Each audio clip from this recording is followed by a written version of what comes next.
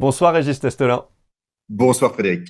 Merci d'être avec nous sur Monaco Info. On va balayer ensemble la riche actualité foot du moment avec ce feuilleton qui anime l'été depuis des semaines, le cas Kylian Mbappé. Où est-ce qu'on en est tout simplement Régis? Y a-t-il une chance de le voir jouer avec le maillot du Paris Saint-Germain cette saison? L'idée, c'est que Mbappé fasse acte publiquement, c'est-à-dire probablement lors d'une conférence de presse, de son envie de quitter le Paris Saint-Germain pour que le Real Madrid prenne acte de cette candidature de rejoindre le Real Madrid et fasse une offre qui satisfasse le Paris Saint-Germain pour que tout le monde se retrouve gagnant dans l'histoire. Le Real qui prendrait Mbappé en 2023 au lieu de le prendre en 2024, le Paris Saint-Germain qui toucherait une indemnité de transfert cet été alors qu'il n'en touchera pas l'été prochain, et probablement Mbappé aussi qui pourrait être gagnant, même si sa stratégie est de partir libre, parce qu'il ne peut pas s'enliser dans un conflit qui le verrait continuer à être indésiré, indésirable, lofté. Et puis voilà, pour son image, c'est pas bon, pour son temps de jeu, c'est pas bon, pour sa progression, c'est pas bon, pour les rendez-vous de l'équipe de France du mois de septembre, c'est pas bon.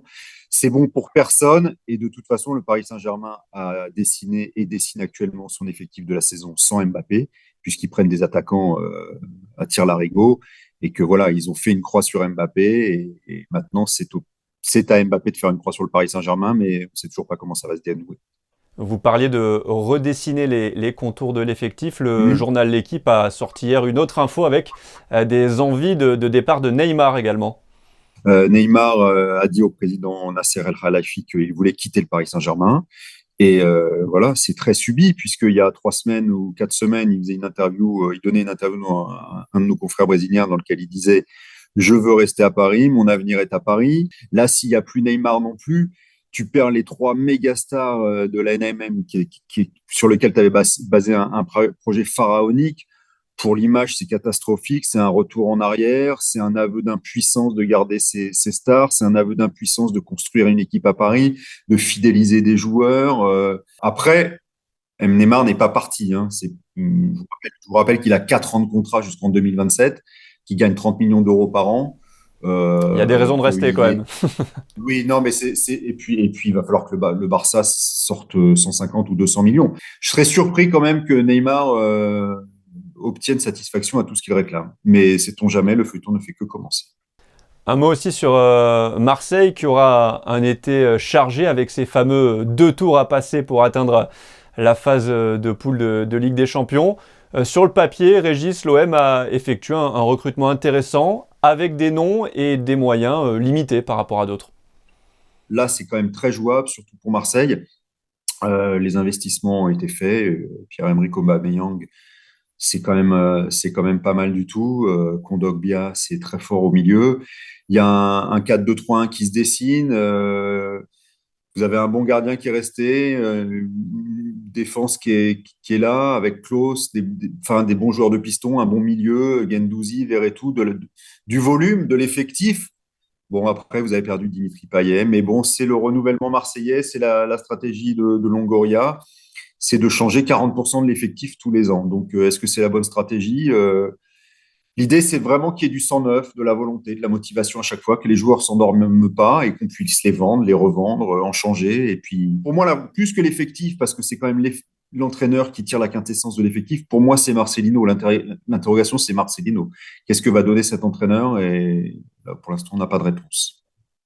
Régis à Monaco, vous allez suivre encore une fois cette saison, si ce n'est Ouais. peut-être le départ d'Axel Disasi à Chelsea et peut-être le changement de gardien tant attendu par certains supporters.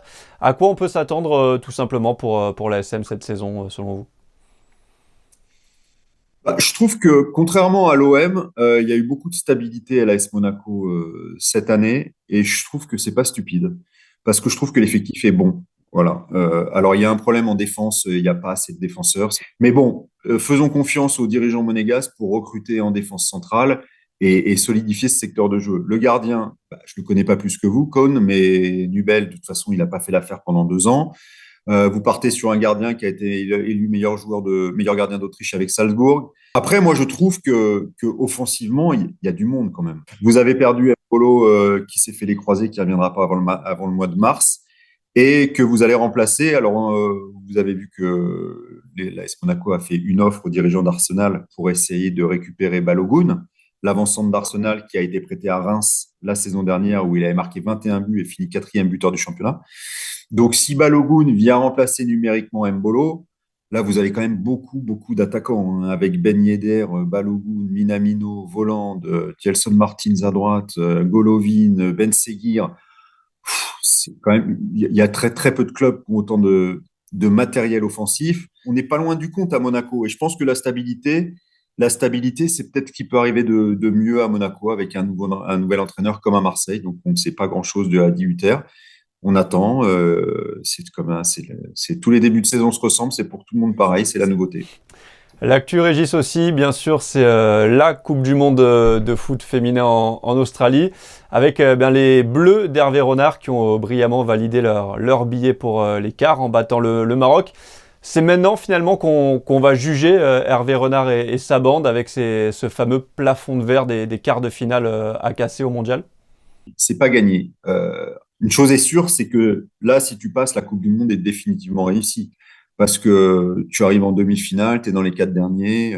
C'était un peu l'objectif, même si on a tous envie que ça gagne.